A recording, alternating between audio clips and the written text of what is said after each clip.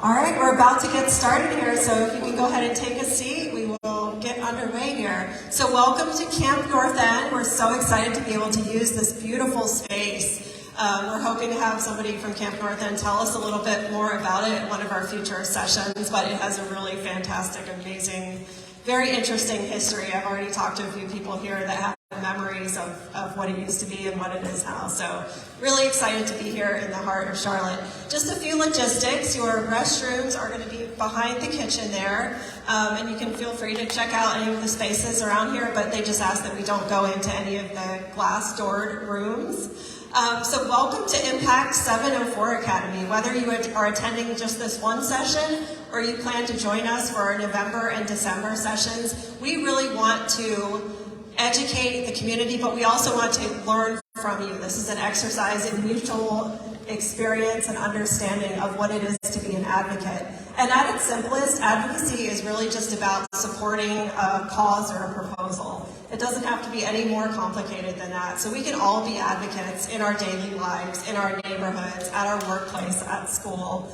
And hopefully we'll inspire some ideas tonight, but we also definitely want to hear from you all about the things that you are passionate about as we try to grow this Charlotte area in a more sustainable way. I want to thank the sponsor of the Impact 704 Academy, Southminster, which is a life plan community in South Charlotte. They're a nonprofit and they do really fantastic work, both with their residents as well as to support sustainability initiatives across the city of Charlotte. So I also, just even though I'm the one up here speaking, I want to recognize the entire team at Sustain Charlotte: Shannon, Eric, Elena, Dash, Lauren, and Jessica, and also our volunteers who are helping out tonight. We couldn't do this without our volunteers. And also I want to thank all of you as the audience. We definitely get a lot of energy and ideas from you, so thank you for making time in your schedule to be with us on a Thursday. So I'm Meg Fencil. I'm the Director of Engagement Impact. I've been at Sustain Charlotte for almost 9 years now, so I've seen a lot of growth and change and enthusiasm in our community. And this is something that we've wanted to do for a long time, really connect with the community. And we have a great newsletter and social media and different programs throughout the year. But we decided we want to be really intentional about talking about what is the work that we do and how can people get more plugged in, either as volunteers for Sustain Charlotte or as advocates in your own community. So this is just the first session. We will have another session about transportation and another one about how our community is growing. And we're still working on lining up speakers for those, but you'll get an email tomorrow that will have the registration links for those. So we'll be at Camp North End again. We may be in a different building depending on availability, but same time. And the purpose really is it's an educational series about sustainable, equitable, and resilient urban development in the Charlotte area. In terms of just some logistics, we are going to talk through what it means to participate in the Academy, and if you do all 3 sessions, you can earn a certificate. And we'll go over a few announcements. I'll give a short introduction to smart growth. I have a lot of slides, but I'll get through them quickly. And we also have Professor Deborah Ryan from UNC Charlotte, who will talk about a really amazing concept of slow cities, really human-scaled cities, and why those are so important. We'll have some time for question and answer, period, and then we'll do a short advocacy exercise where you can reflect on some of the barriers and challenges to sustainability in your own community as opportunities to advocate. So in terms of logistics, our sessions will all happen in person here at Camp North End. If you haven't already marked your calendar, you'll get those registration links tomorrow. So the next events will be November 10th and December 15th, also Thursdays. And the speaker lineups will be announced soon. And at each of these events, you'll both learn about transportation and how our community is growing, how we can get around more sustainably, support a healthy environment, social equity, and a vibrant economy. But we also want to provide practical ways to advocate. So to earn a certificate, we want this to be an in-person experience because you'll spend some time learning from each other. If you do need to miss one of the in-person sessions, you can have the option of watching the recording online. And Alina over here is our program manager, and she will be coordinating an opportunity for you to provide a short summary if you miss one of those and want to watch it online, but you would need to attend 2 of those in person. And also, as part of earning a certificate, you're going to complete an advocacy mini project. This can be something that you choose. It could be inviting an elected official, that could be a school board, county commissioner, city council member, to one of your neighborhood or community organizations. You could learn more about some of the citizen advisory boards that are available for the city of Charlotte or Mecklenburg County, or if you don't live in the city of Charlotte, it could be one of the towns. So we're working on a little menu of very approachable activities that you can just do to take that next step as an advocate. But we're also very open to your ideas. If you have something that you would like to do that's not on that list, certainly that is something you could do as well. So I want to do a few short announcements. We have some great events coming up. The Growing Our Greenways series is a really engaging opportunity to learn more about Mecklenburg County's parks and greenways. So this is our 5th of 6 events for the year. We'll be exploring Stewart and Irwin Creek Greenway in West Charlotte. This Saturday, the weather's going to be amazing. It's going to be at 2 o'clock, and we are partnering with residents in Wesley Heights, McCrory Heights, Oaklawn Park, and Lincoln Heights on that, along with our Growing Our Greenway partners, which are the Carolina Thread Trail and Partners for Parks. So it's a very beginner-friendly, family-friendly, casual-paced walk and bike ride.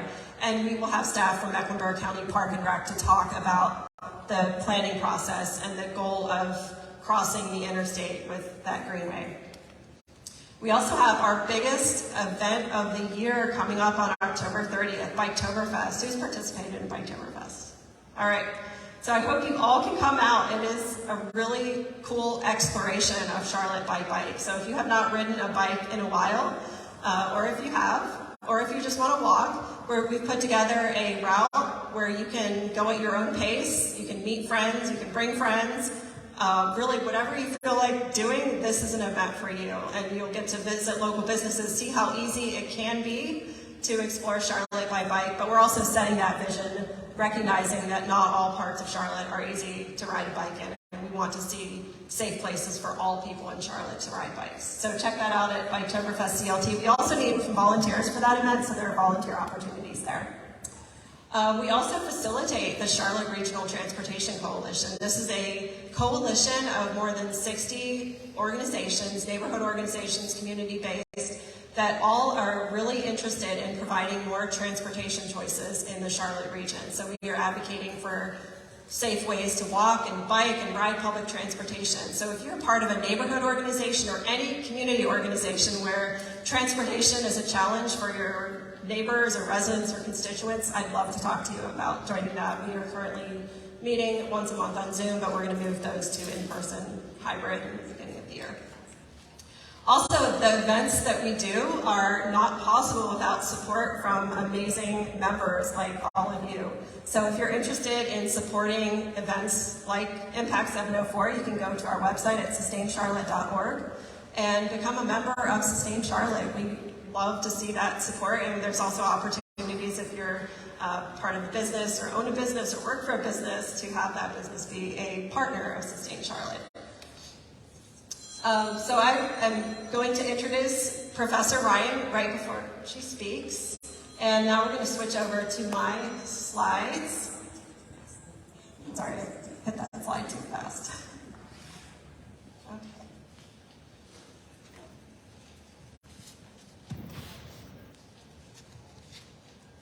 So Sustain Charlotte was actually founded back in 2010 because Shannon, our founder and executive director, realized that a lot of development was happening in Charlotte in a very unsustainable way, and we wanted to make sure that there was an opportunity for everyone to have a voice in the community and to know how to be an effective advocate. So even though we have amazing staff, we also really have a model where we try to engage residents, all of you, as volunteer advocates on behalf of the needs of your own community. So this led to our mission statement, which is by inspiring choices that lead to a healthy, equitable, and vibrant community for generations to come. So in terms of giving you just a brief overview of smart growth, we want to talk about how we're doing with smart growth, how did we get there, and how can we do better. So has anybody heard the term smart growth? Okay, great. Well, that's a good thing that you've heard about it, and I know there are different definitions out there. So at its simplest, it is really about exactly what it sounds like, growing our community in a way that makes sense. And that's going to look different in every community, but at the heart, it's about creating a community where we don't have to drive for every trip. So a car can be a tool rather than a necessity. So when I open my toolbox, I can choose to use my car if I'm taking a longer trip or I want to go up to the mountains, but hopefully I don't have to use my car every time I want to go to the grocery store to pick up a half-gallon of milk, or every time I have to go to work. So we're definitely not anti-car. It's a useful tool, but we don't want it to become a prerequisite to having a great quality of life. So sustain is in our name, obviously, and we use a very simple definition of sustainability at Sustain Charlotte, which is simply the ability to meet our needs today without compromising our ability to meet our needs in the future. So that means us as individuals and our needs, but it also means the needs of future generations, people who haven't even been born yet. So if we hone in on that word needs, what are things that everybody needs to be happy and healthy? We all need a place to live. We need safe and healthy food. I hope you got some tacos. I don't know how healthy they are, but hopefully they're delicious. We need to breathe clean air. We need clean and sufficient water. We need a convenient and affordable way to travel around. We need access to parks and open spaces for our mental and physical and emotional health and connection to each other. To power all of the needs of our daily life, we need energy, and to cover all those needs, we need a job or some source of income. But we're facing a real sustainability challenge in the Charlotte area because our population is growing very quickly. And that brings with it both challenges, but it also brings opportunities. So we are in a different situation here than a city where the population is sort of stagnant or declining. Those cities have some of the same challenges, but there are definitely some unique challenges that we face when we are growing rapidly. So this is a graph. I know it's going to be really hard to see in the back there, so I'll orient you to the axis here. So Mecklenburg County population growth, 1790, and it goes up to 2010. And what you can see is that the overall shape here is most important. The biggest population blip in population growth, and then the real acceleration of that happened after cars were invented. So the middle half of the 20th century was when car ownership became pretty widespread. The reason that that's important, it's had a huge impact on the way that our community has grown. So think about a city like Boston or New York or San Francisco. Those cities were already big cities before cars were invented. And what that's done is that it made those cities very human scale. They're easier to walk around and ride bicycles in. The blocks are shorter. Uses aren't as spread out, so the chance of being able to live close to where you work or have a grocery store close to your home are higher in those cities that are built at a more human scale, whereas Charlotte had that big population boom after cars were invented, so we said, okay, we're just going to spread out. And that turned out not to work out very well for a lot of people. So I've sprinkled in some trivia here. I know it's late in the day and you maybe just had a taco and it's starting to hit and you're getting sleepy, so I'm going to wake you up with trivia. We don't have prizes, but intrinsic motivation is going to get you all excited. So I'm going to ask you just to call out your answers. So how much is Charlotte's population expected to grow by 2040? How many additional residents? Just the city of Charlotte. Any guesses? Or anything you've heard? 25,000. Any other ideas? 3 million, 1 million, 300,000. Okay, that was actually the closest. I've seen anywhere from 350 to 400,000. There's a lot of uncertainty in this, especially around changing population patterns with the pandemic and people moving to and from places for work. But approximately could be 400,000 new residents by 2040. So this is raising a lot of sustainability questions. Where will people live? How will we travel? Will everyone have access to all the things that we need to thrive in our daily lives? Will the air be clean? Will we have a healthy environment? So a lot of sustainability questions are raised by our growing population. We know the growth is coming, so we don't want to sort of stick our heads in the ground like an ostrich and pretend it isn't happening. So how do we accommodate that growth in a sustainable, equitable way? These are maps from the UNC Charlotte's Center for Applied GIS Science, and 1976, I wasn't quite born yet. This is the region in North Carolina surrounding Mecklenburg County. 95% of our land in 1976 in the region was forested farmland. That's the green. Only 3% was developed. So kind of right around the city of Charlotte and maybe Gastonia and a few little small towns, but overall the area was not very developed, and we had a population just over 1 million people in that area. And this is a projection of what our region might look like by 2030 if we continue the development patterns that are currently underway. So we are trying to prevent this major loss of our green spaces and a lot of the negative impacts of sprawl by thinking about intentionally growing in a more sustainable way.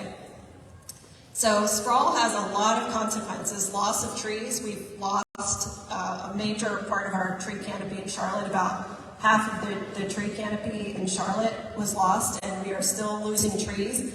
And a lot of that tree loss is happening on residential lots as homes are being replaced by larger homes and bigger driveways. And there's a lot, if you really look at a map of the tree canopy across Charlotte, there's definite inequity where many parts of West Charlotte, and then sometimes you'll see that pattern, like the crescent of Northwest and East Charlotte has lower tree canopy and many lower quality of life indicators compared to that wedge of South Charlotte. We also are dealing with a lot of challenges to our creeks, both the physical erosion you can see when the stormwater comes rushing through, and that's related to our increasing amount of paved surface. So the more that we have to drive our cars around, the more roads and paved surfaces and driveways.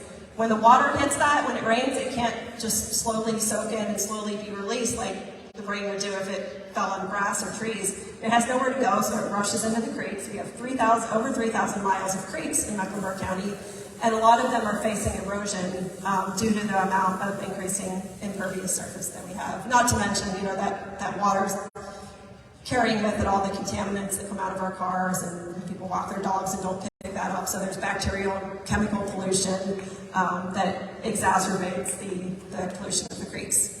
We also really are facing a lot of challenges with air pollution in Mecklenburg County, and I want you to guess or throw a number out there of what percent of greenhouse gas emissions, so those gases that contribute to climate change in Charlotte, come from transportation. 65%. 65, 70, very confident there, 65%. 80? 30? Okay, it's kind of in between there. It's actually 36% of greenhouse gas emissions in Charlotte come from road transportation. Another 4% come from aviation, so that could be counted as transportation. And that source is from the City of Charlotte's Strategic Energy Action Plan. So our city has actually set goals for reducing greenhouse gas emissions, both from city operations and also on a per capita basis by 2050. So the main air pollutant of concern in Mecklenburg County is ground level ozone, which is not produced directly by cars, but tailpipe emissions from cars combined with other chemicals in the atmosphere and the presence of heat and sunlight to produce ground level ozone. So there's these chemicals called NOx and VOx, and mobile sources of air pollution, so in other words, vehicles, emit 90% of NOx emissions and 50% of VOx emissions in Mecklenburg County. So driving is a major source of air pollution in Mecklenburg County. So when we talk about pollution from cars, we're talking both about contribution to greenhouse gases that affect climate change, that's happening at a really big macro scale, and we're also talking about the air pollution, the particulate matter, the chemicals that come out of tailpipe and contribute to the ground level ozone that affect us more at that local and regional level. So another trivia time, it's getting late, the sun's going down, I gotta wake y'all up again. So among the largest 50 largest US cities, where does Charlotte rank for upward economic mobility of children born in poverty?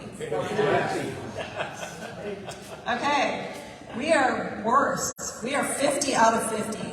So this is the probability of a child born in the lower 1/5 of the income bracket reaching the top 1/5 of the income bracket during their life. The Southeast U.S. ranks very poorly, a number of factors for that, but our land use is certainly not helping, and you'll see why in a moment. So we are dead last, not a good place to be. So also, this was from the Equality of Opportunity study. What is the single strongest predictor of whether a family escapes poverty? That also came out of that study. Race. Access to a car, race. Zip code. Zip code. Commute time. If you are spending 3 hours a day, which is the average that people spend if they have to transfer between buses in Charlotte, does that leave you time to advance your education, to help your kids with your homework, with their homework or yours, to cook healthy food? Time poverty is very real. So not only is owning a car very expensive, but if you don't own a car, you often spend a lot of time commuting in Charlotte. There's a transportation planner, Jarrett Walker, and I love his quote, which is where you can go is what you can do. So the size of your world is really limited by, or opened up by the transportation choices available to you. We have almost a 13% poverty rate in Charlotte, and I want to show you a couple maps, these are from the Center for Neighborhood Technology, of how the pattern of poverty has changed in Charlotte since the 1970s. Now this is the blue line, and these are the highways, and obviously all these highways and the blue line didn't exist in 1970, but that should help to kind of orient you spatially. So in 1970, most of the poverty in Charlotte was really concentrated around the uptown area. By 1980, still a similar pattern. By 1990, we see it starting to spread outwards from Center City. And by 2000, we're starting to see this crescent, west, north, and east Charlotte pattern emerge. By 2012, there's a very pronounced pattern here of higher rates of poverty in the crescent of Charlotte, and that's even more pronounced in 2017. So why is that important? So if you have a car and you start here in the middle of Charlotte, this is approximately how far you can get at 7:10 a.m. in the morning. 7:10 in the morning. This is 30 minutes, 45 minutes, and 60 minutes. So there's a little bit of variability depending on which direction you go from Charlotte. But essentially, if you have a car, you can access a lot of jobs or opportunities within 30 to 60 minutes. But owning a car is very expensive. So what percentage of household income is spent on transportation for a median income household in Charlotte? 22. 15? 35? 22%. Someone's been to my presentation before. So that's for the median income household. So that means half of the households earning less than that household, half earning less. A lower income household is probably spending quite a bit more than 22% of their income on transportation. So they're more cost burdened. And here's where that becomes important. So if owning a car is out of your affordability range, where you live is going to really dictate the number of jobs that you have access to. So the way that this map works, basically drop an imaginary pin on your house, and the color that's under that pin will show you how many entry-level jobs that require an associate's degree or less you can access within a 30-minute ride of public transportation. So if you live along the blue line, you can get to quite a few jobs, but we have a lot of areas that are really transit deserts, including in the wedge. So South Charlotte has a lot of, disjointed street networks that make high-frequency public transportation difficult. So if your main way to get around is by walking and biking and public transportation, there are some parts of Charlotte where that's easy and fairly safe, and then there are other streets that look a lot like this one, and these were the types of streets that were designed in the United States between the time that cars became commonplace in sort of the 1990s, and in some places they're still being built like this, fortunately not in Charlotte. But we have a lot of streets like this that now are very technically difficult and or very expensive to go back and fix to make safe and equitable for all people. There's a lot of safety inequities in our streets. So this is data from Charlotte DOT. People walking and biking are involved in less than 3% of all crashes, but they count for nearly a third of all traffic deaths. People of color are disproportionately killed while they are walking. This is national data from 2010 to 2019. And older adults, especially all those older adults older than 75, are disproportionately represented in pedestrian fatalities. So how did we get into this terrible situation? Well, I mean, short story, we fell in love with cars and we assumed that, well, not we, but transportation planners in the past, city planners assumed that everybody would have a car. So they designed the streets and cities around cars and forgot about people who walk and bike and ride public transportation. So the first suburbs were actually pretty walkable and they were often connected by streetcars. And then once cars became common, the suburbs sort of spread out and sprawled and we got really wiggly street configurations. So this is really easy to get around walking and biking. This, not so much, right? If you've got cul-de-sacs, you've got a lot of privacy, but it's hard to get around that without a car. So how can we do better? And this is where I'm going to close with just a brief intro to smart growth. So what if we really valued walking, biking, public transportation as freedom, as ways to connect people to opportunity? So this is where smart growth comes in, which is all about building communities with transportation choices so that people have options, dignified ways to get around without needing that car. So people of all ages, all abilities, all income levels can access all of the amazing opportunities that Charlotte has to offer. So I'm going to close with the 10 principles of smart growth. These are from Smart Growth America, and we can dig more into them in future sessions, and we'll share some resources with you too. But basically, smart growth is about mixing land uses. So instead of having like all your houses over here and all your stores over here and all your offices over here, mixing uses together allows people to more easily get the places they need to go without needing to drive between them. It also, in places where it makes sense, takes advantage of compact design, especially in an urban area where land is expensive. Instead of spreading everything out and having a parking lot where people drive between stores, which has always seemed interesting to me, if we can put different types of development closer, then we don't need our cars as much. It's also important that we have a range of housing opportunities and choices. So not everybody wants to live in an apartment. Some people like to live in a single-family home. But there are entire neighborhoods where there's only one type of housing, and that does not really meet the needs of people across their lifespan. So the home that might work for you as a young adult might not work if you have a large family, and then that home might not work when you're an older adult. So if we want to have cohesive, connected communities, we need types of housing that work for all people. It's also important that our neighborhoods are walkable. We used to have a great event called Walk CLT, and it really highlighted the value of our neighborhoods being walkable and connected. So when we can walk, we get out there, we meet our neighbors, our community is safer and more connected. It's also important to foster a distinctive, attractive sense of place. And I love the way that the Monroe Road Advocates group does this, because they are in a very auto-oriented area. Monroe Road is a major thoroughfare, but they are very intentionally creating a sense of space.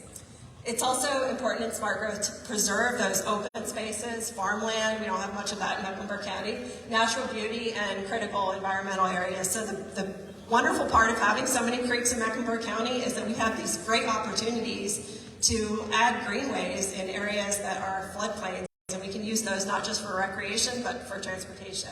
And of course, park access is a big challenge in Mecklenburg County as well. Smart growth directs development towards existing communities and resources. This makes a lot of fiscal sense. So, sewer infrastructure, lighting, electric streets are all very expensive to build and maintain. So it makes a lot of sense to try to take advantage of the existing infrastructure instead of sort of sprawling outwards and creating a bunch of new infrastructure where it's not really needed. We also need a variety of transportation choices based on our needs. So just like the housing, you might need or prefer different ways of getting around at different points in your life. It's also really critical that development decisions are transparent and predictable and fair for both developers and also for residents. We all need to be playing by the same rules and to know clearly what those rules are and that they're not going to change halfway through the game. And then finally, and this I think is why we're here tonight, smart growth really only works when the community is involved in helping to make decisions and there's a line of communication between residents and the decision makers, so local government and all the people that are shaping the future of our community. So we are going to next move into the portion of our program where Deborah Ryan will speak. We're so excited to have Professor Ryan with us tonight. She is a registered landscape architect and a professor of architecture architecture and urban design at UNC Charlotte. The only woman to achieve that rank in the School of Architecture's almost 50-year history. At UNC Charlotte, Professor Ryan was the founding and former director of the Charlotte Community Design Studio, the first off-campus community outreach arm of the School of Architecture. She has advised city, state, and international organizations on creating vitality at cultural sites and in urban places. Her professional work in Charlotte includes the UNCC Urban Open Space Study that led to $54 million in funding for Ramar Bearden Park, and the designation of First Ward Park, Charlotte's Third Ward Vision Plan with design alternatives for Ramar Bearden Park, Charlotte's Second Ward Master Plan, and Charlotte's South Tryon Master Plan that contributed to the design of Levine Cultural Campus. So she has a deep understanding of parks and green spaces and really vibrant public spaces. She's the thought leader in innovative community engagement techniques, and her professional projects have won 8 design awards from the American Society of Landscape Architects, the American Institute of Architects and Central Atlantic Council of Governments, and an international prize for campus planning.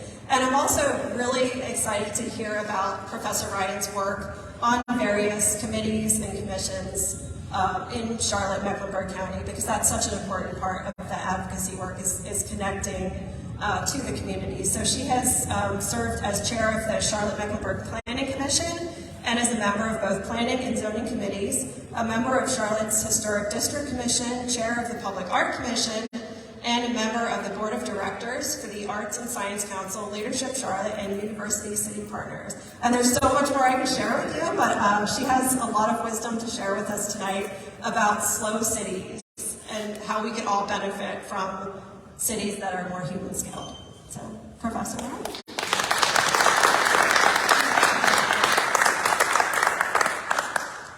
Okay, so first I want to correct something. I'm no longer the only woman who reached the rank of full professor at UNC Charlotte. Young Hee Kim just became a full professor last year, so there's 2 of us now.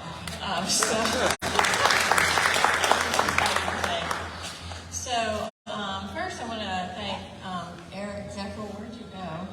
He's right here. Yeah, for inviting me here tonight. He's my former student. You know, one of my students once said to me, "Oh my God, you've done so much. Well, I've been doing this for 35 years, so yeah, eventually adds up." So I appreciate that introduction. It kind of exhausted me just hearing all that, which is probably why I need to talk about slow cities. But before I do that, I want you to think along with me here for a minute and think about a city that you've been to that you really liked, other than Charlotte. A city that you visited that you really liked. And it can be nationally or internationally, that's fine. You have that city in your head? Okay. I'm not going to give a quiz on this though. And so maybe in the US it was one of these 10 cities.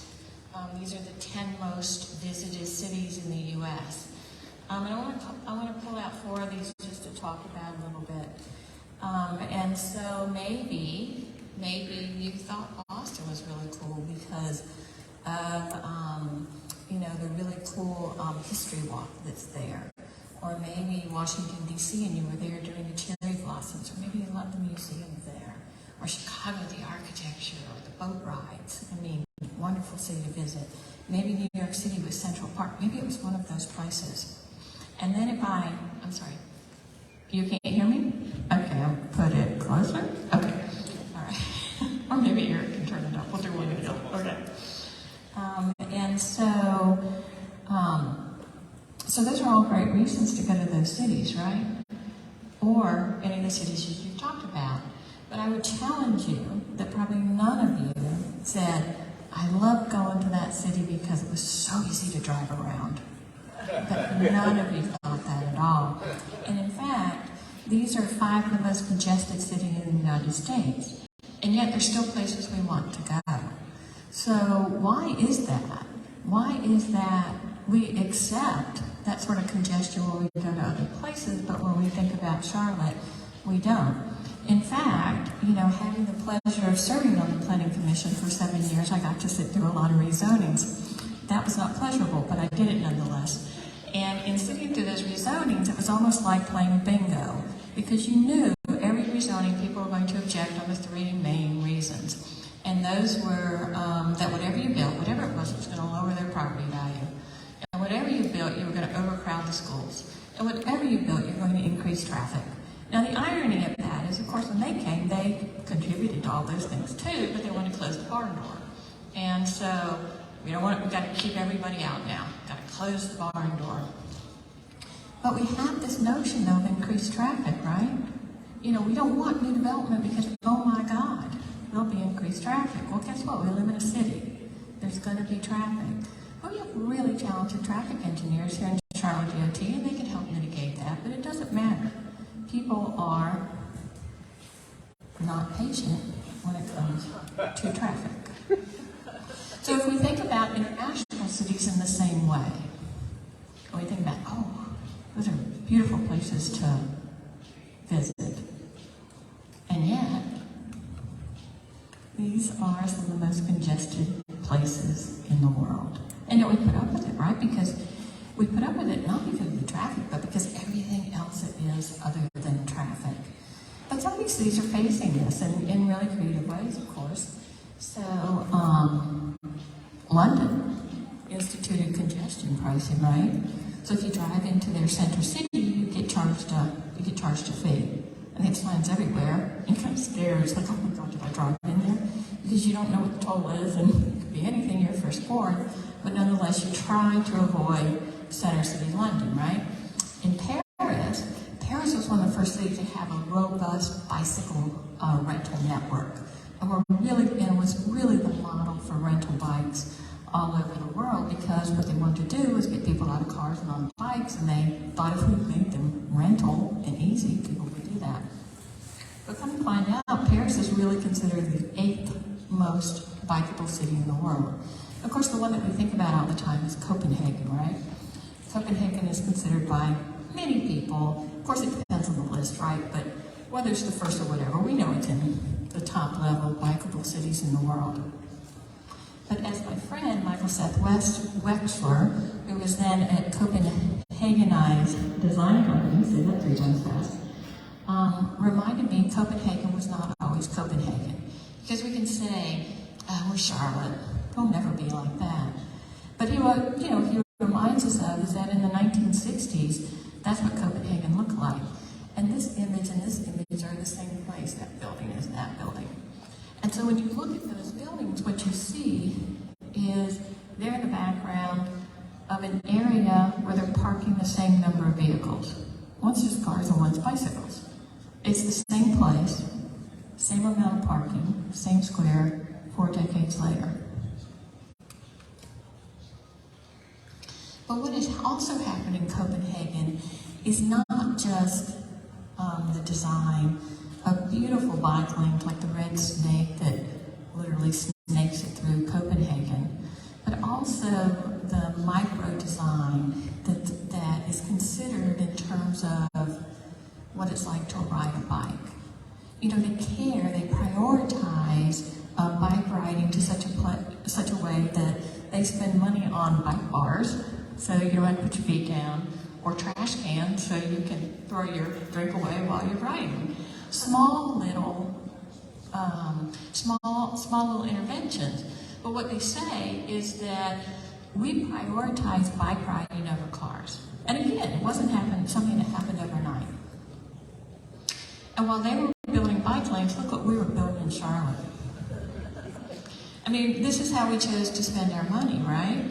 So we built some, come on, look at the compositional quality of that.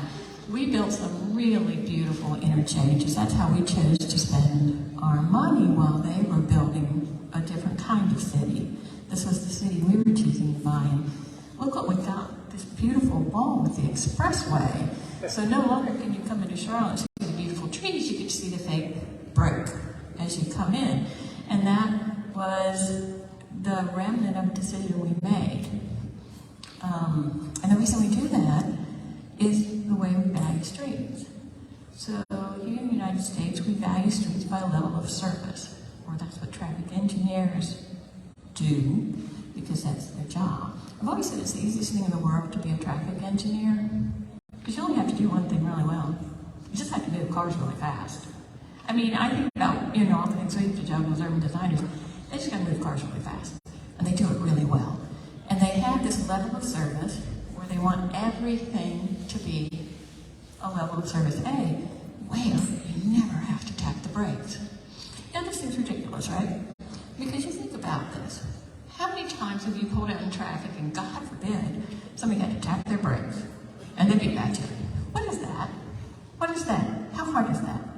But that is sort of how we have begun to think about our right for speed. Was it Tom Cruise who said, I have a need for speed? Well, we Americans have a need for speed. But the remnant of that need has been devastating to cities. Now, Carlos Pardo, who's the founder of the slow food movement out of Italy, because things come out of Italy, he says, why don't we start thinking about speed as a problem rather than a solution? Now, he was talking about food, but what if we were talking about cities? What if we kind of had a different mindset about that? And to be fair, Charlotte has not actually been building those interchanges. The state of North Carolina has been building those interchanges. And the good folks at the city of Charlotte, Mecklenburg County, have been working very hard to build bike infrastructure, and in the last 10 years have done just an incredible job with the leadership at Charlotte DOT. So I want to make sure I give them a shout out because they are doing great work there. But they've got the headwinds of the state that they have to work with. So we in Charlotte are actually doing more than we've ever done before in terms of thinking of different ways to get around the city. And that's partly because the folks at the Charlotte DOT know the answer to this question. Can a city ever be traffic jam free? I'm going to save you from having to read the article, because the answer is no. No city ever has, no city ever will. It's a fool's errand to even try. This is just reality. And so it's the sad reality that, I'm like saying the quiet part out loud, because it's just not an achievable. Well, we have this thing called induced demand. And probably the example people always use is in Los Angeles. There are a lot of traffic out on the freeways, right? 4 lanes wide. They build another lane, it fills up. They build another lane, it fills up. Because all the cars that were on some other road are just coming over to a wider. So it doesn't do any good. It just gets fatter. So what can we do? So this is a concept that my students struggle with. And I talk about it a lot. Do you remember that movie? Some of you are old enough.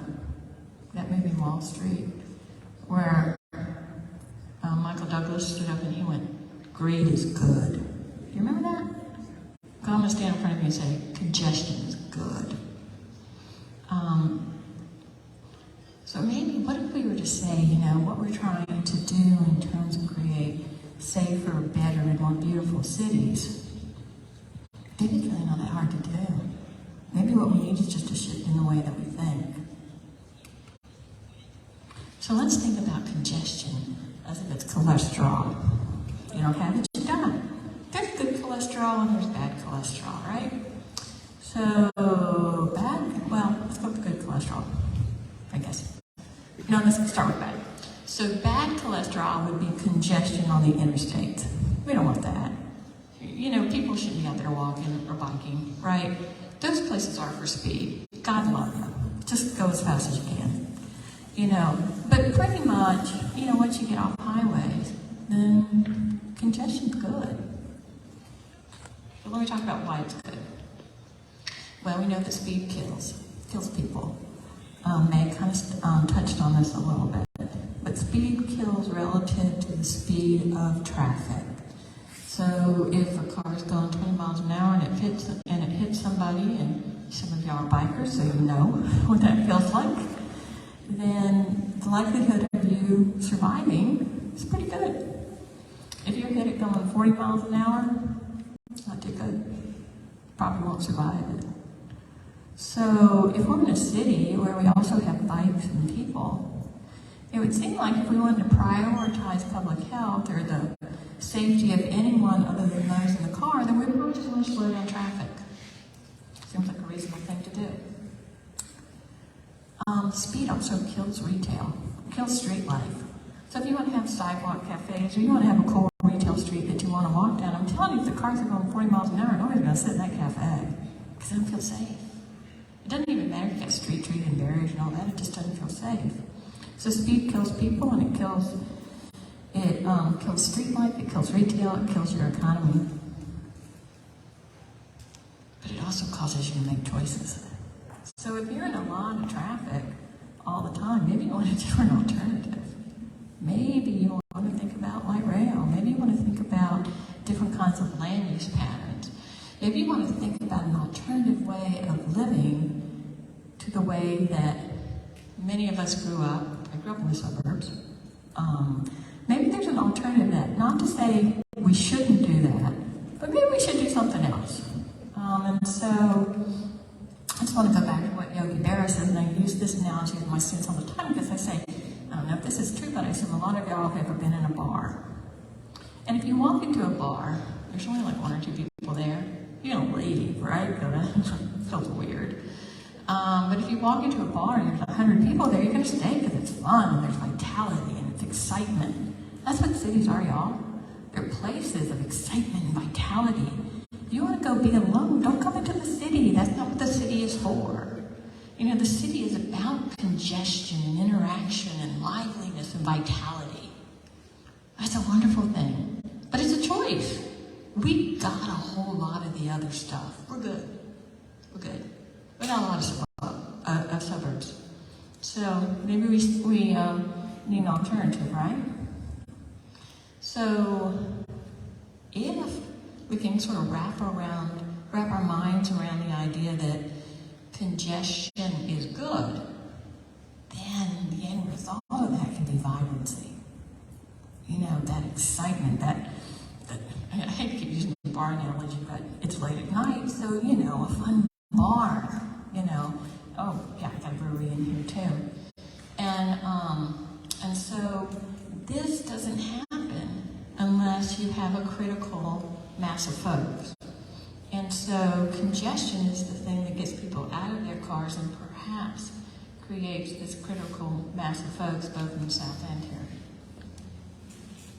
The other thing that happens is that if you get lots of people on the street, whether in bikes or walking, then the street becomes safe. So this isn't just about fun times. This is actually about personal safety. Another reason to think this is good. So one of the things I like to do in my teaching is I like to try to make complicated things not complicated. I mean, anybody can be pretentious and try to confuse you. That seems like a fool's errand. So I want to just break this down into 4 things you got to do. It sounds really easy, right? Because like we said, smart cities, it ain't brain surgery. It's not that hard to do. It's political will and it's attitude. So we got to build lots of housing. All kinds of different kinds of housing.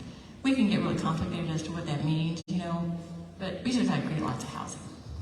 We have to design wide sidewalks and places to bike. So it's actually cooler to do that than drive. We have to create places for people to go. I mean, greenways are fun if you're exercising, but I gotta eat.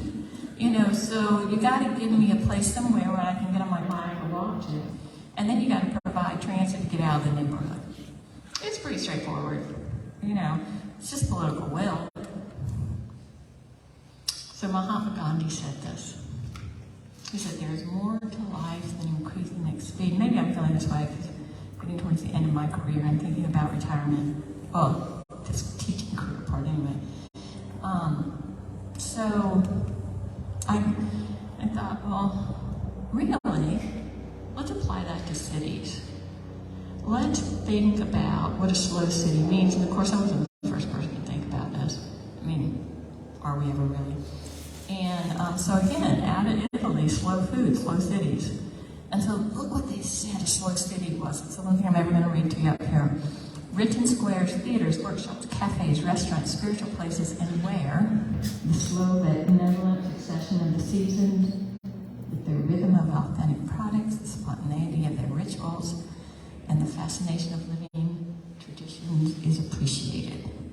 This is the joy of a slow, quiet, reflective way of life. You're still awake after I've read that, so that's good. But, I mean, kumbaya, I feel like I want to do yoga with y'all now. But, I mean, think about that as just a different way of living in cities, where we pause long enough for this to occur. And obviously there's books on this subject as well. But here's our problem, right? Here's our challenge. This is us in the United States, 30 people getting coffee, and this is 30 people getting coffee somewhere in Europe. That's our challenge, but that's our choice. And so Meg touched on this a little bit, where she talked about development patterns, where everything is separated, where if you live in the business park and you want to get here, you can't walk from there to there, you have to come down the road and all the way around. And then of course all the traffic comes out to this road and it gets congested and you get gridlocked. But if you develop like this, like the old grid, then you have lots of choices. So why do we do this? Well, it's all about development patterns. But we could do that. We could do that. But why do we want to? So, as a landscape architect, then I swear to protect the health, safety, and welfare of the public. As a planning commissioner, I do the same thing. I also swear to protect the Constitution of the United States in Charlotte. I don't know how I'm supposed to do that, but as a landscape architect, health, safety, and welfare. So of course, I need to make sure that I design steps that people don't fall up or down. I probably need to design sidewalks that are wide enough that people don't fall out into traffic. But if I think of health in a more holistic way, and there's lots of people who've already done this for us, then I might take one of those guides as guidance. And so the Urban Land Institute, which is actually the think tank for developers, but wonderful stuff that comes out of them. They said there's a couple of things you have to do in order to have a healthy city. And the first one they said was, you have to create physical activity. Now, all of us can go work out, but what we really need to do is figure out how to incorporate exercise in our daily lives. But we have to design places where it's easy to exercise, so that you don't have to go work out, that you have the option of being in shape merely because of how you live your life and where you're able to walk and bike.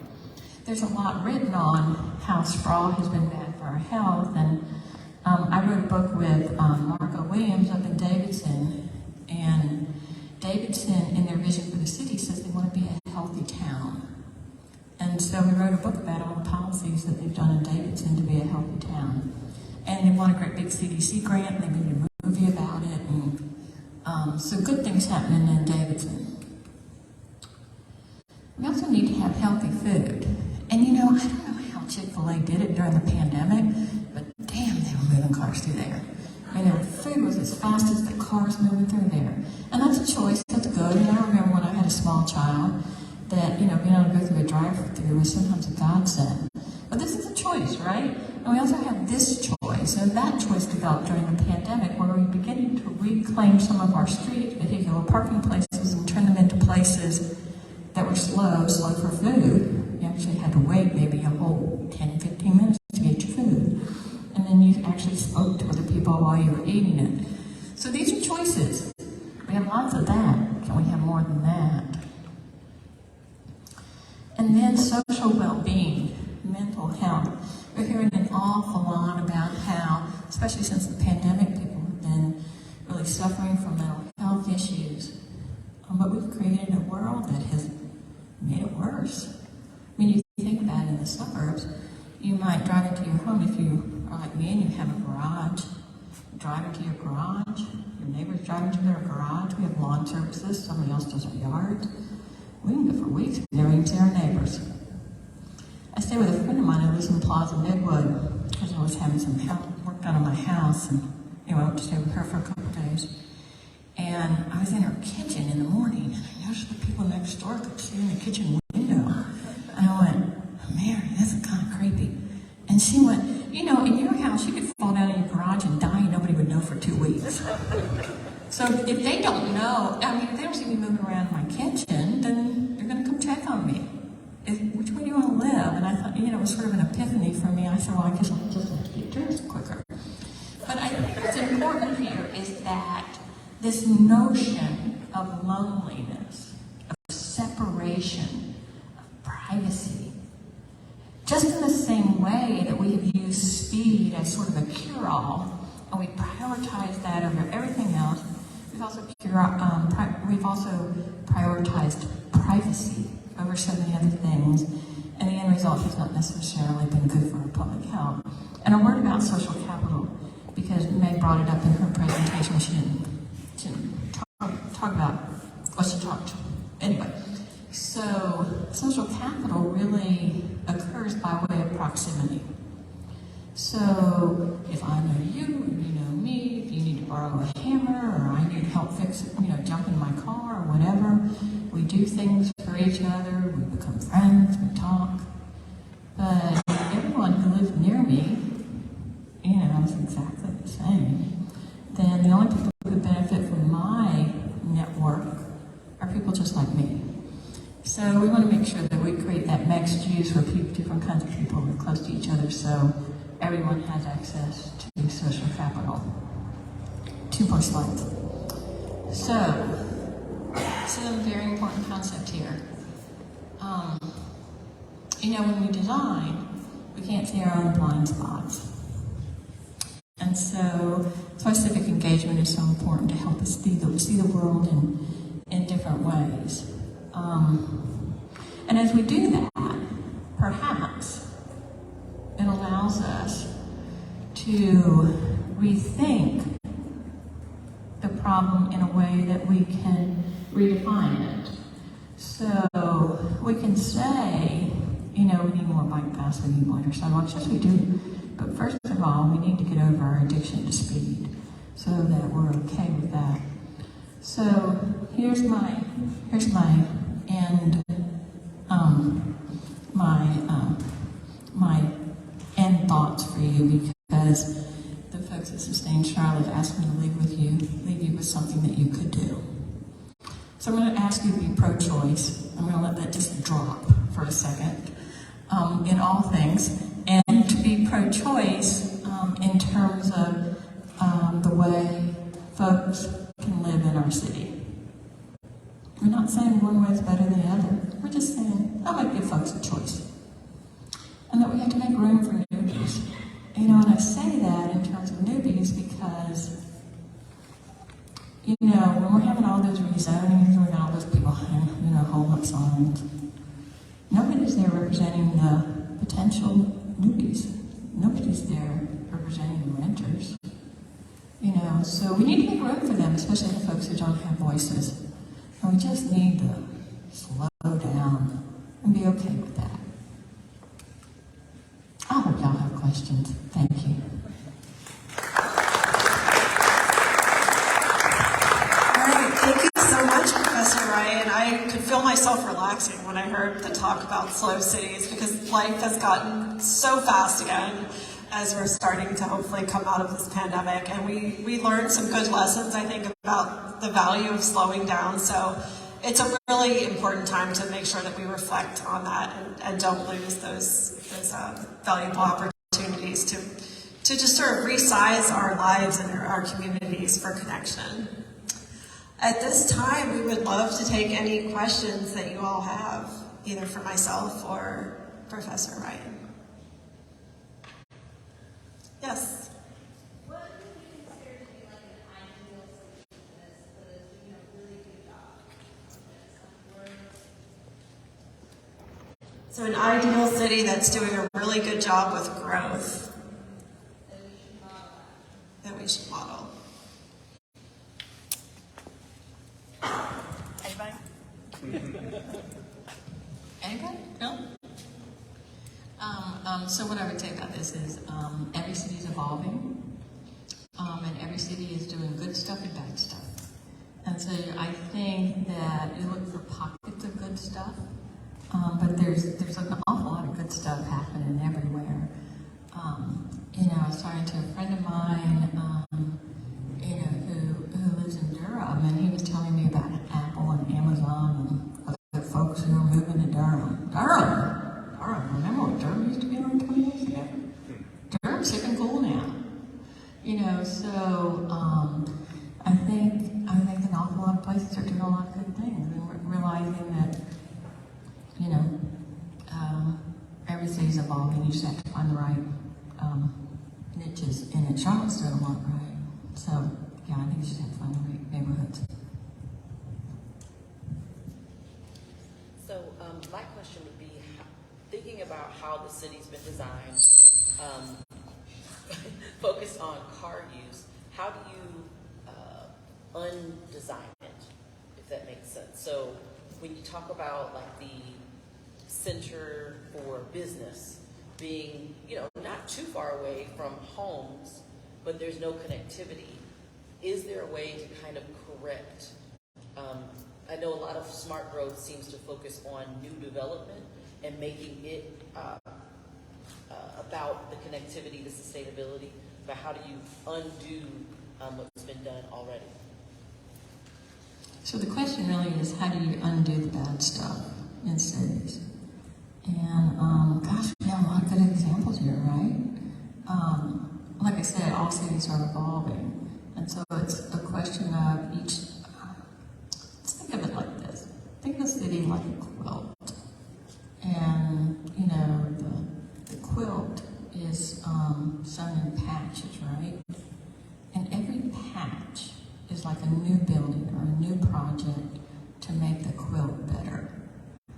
And so if we can continue to think of every addition to the city as adding to, like, smart growth principles, adding to making it a better place, if we can hold every building project and developer accountable for building a better city, then that's how I think we get there.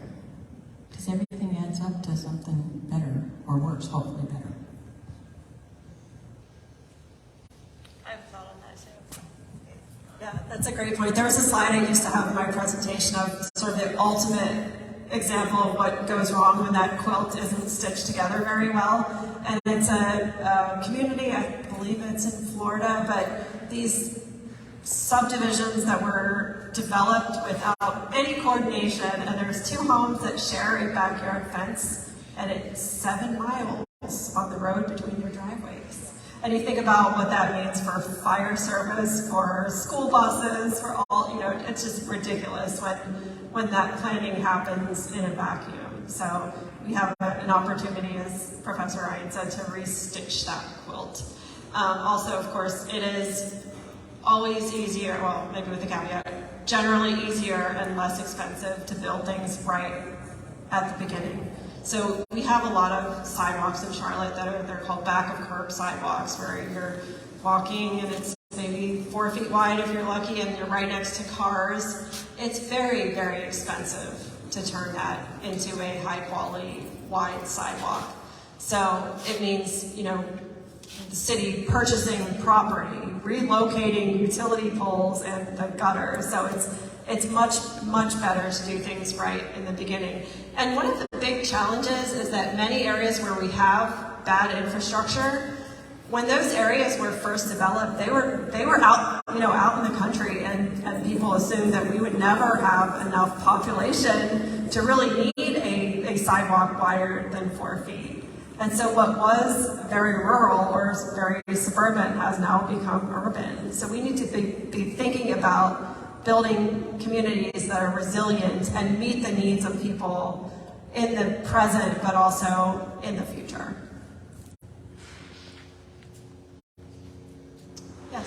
So, as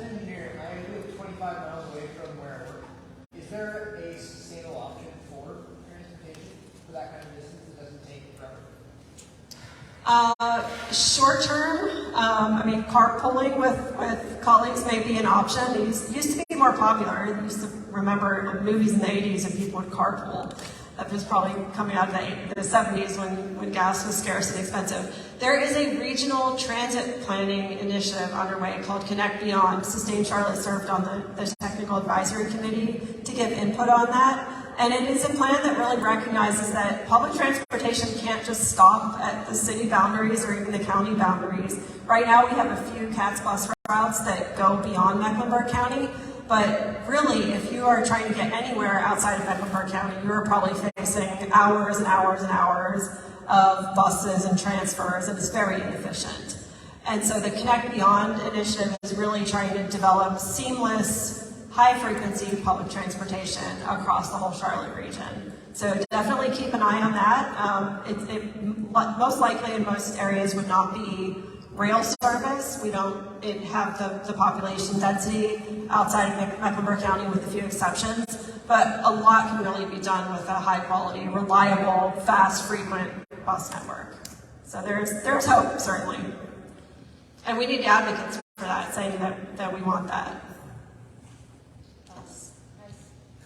Have there been conversations, or is there conversations about how carpool lines in schools are impacting traffic?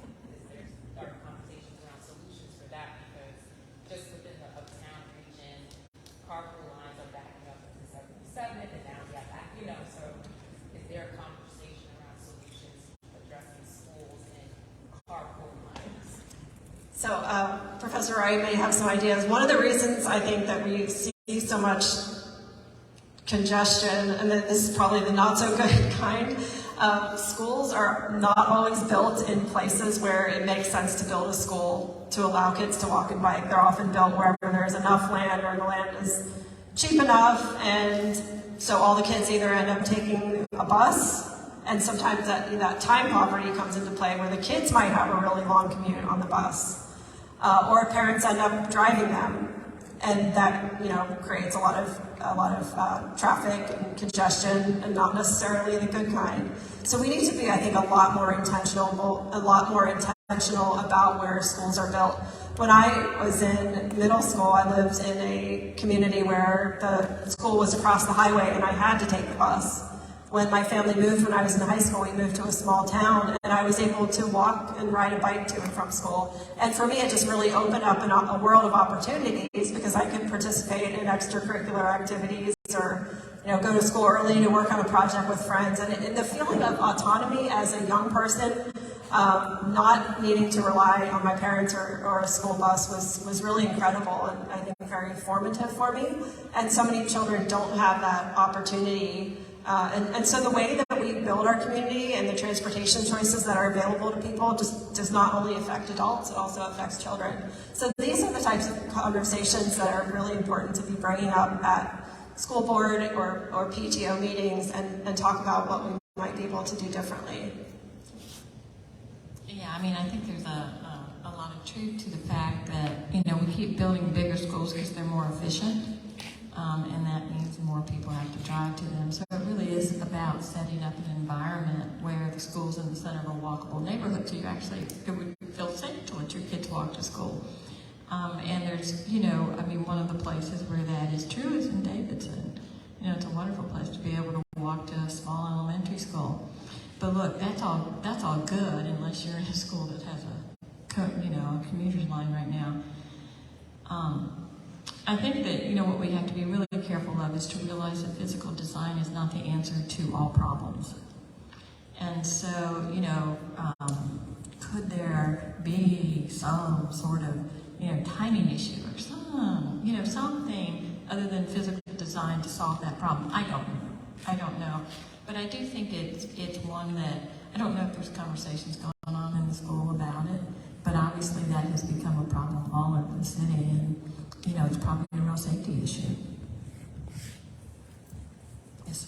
I think one of the key tenets was mentioned is community planning and doing outreach. What's the best way to ensure that it's productive in something like this versus a rezoning committee that meets 3 times and winds up being a big, we don't want that in our neighborhood because people drive there and park? which just gets stalled because there's a, 3 meetings, we'll meet again with these comments, and then it just gets stalled. Yeah. Well, I think it's important, I'm going to say the quiet part out loud again, is that community engagement is advising, not voting. And so a lot of people will be, will get upset because they said something in a public meeting and they didn't do it. And because you can't serve all masters, you can't serve all opinions, so you do have to take it under advisement. I think that one of the most difficult things that I or most planners that I know is getting people to come to public meetings, to engage folks, to have them interested. And God knows the city through the 2040 plan, made an enormous effort to try to get out there and get as many people involved as possible. We just keep trying. Haven't figured it out, You just keep trying to get as many people involved as you possibly can so that they feel like they have a stake in the process. It's never perfect. And you know what? It's also it's a money issue too, because if you have a consultant that's paid to show up, and you know how many consultants show up at once, you might have 10 of them in the room during a public meeting, you might have more of them than you actually have people attending the meeting. You're paying for all of them somehow. And so how can we get the biggest bang for our buck? And that's why you're seeing a lot of online civic engagement, because it's a whole lot cheaper. But, it's hard to find the site through the noise. It's an imperfect art. Somebody else had a question? Yes, ma'am. Excuse me, 2 questions. When we were talking about the growth of population in Charlotte in 2040, 300,000 people is expected to be here. Now, those are not newborns, they're older people. Where are those people coming from? And why are they fleeing their cities to come to our city? The second thing about the planning commission and zoning commissions, I work at the hospital, so I understand scientifically. They're not, you mentioned something about the ozone and the air quality of Charlotte. I heard just this week that my area over in Loso had the worst air quality in Charlotte because we're beside the light rail and we're about 2 miles from the airport, and we have a couple of factories along the Pineville Road. So there's no one that's in the city zoning or planning commission that's scientific based. I've said this for a few years ago, that someone should be there, because when you cut down trees to make the tall buildings, and you add tall buildings made out of concrete cement, they're producing carbon monoxide. They're not producing oxygen, which would definitely affect the air quality if you get more carbon monoxide than oxygen. So nobody's just thinking on those lines. They're just thinking, build it, it will come, and they're not looking at the other part. And the other part was that poor air quality. They did a study in 1990, I think it was in North Carolina, that poor air quality, children being born in the past 10 years with more asthma. And he says about sunlight. Sunlight is the key to vitamin D, and the children were having vitamin D deficiency, and that's also too, it's directly affect of having tall buildings, cutting down trees, blocking sunshine, sunlight to the people. Working at the hospital, some MS patients are told to sit in the sun for 15 minutes per day. Sun is vital to human being existence. So those are the 3 things. Those people coming here, why they leave their cities?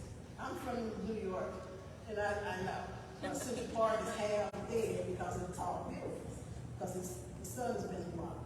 But nobody here in Charlotte is talking along those lines. They're saying, you got to get walkability on the train, you got to push the train, and you got to bring more people in.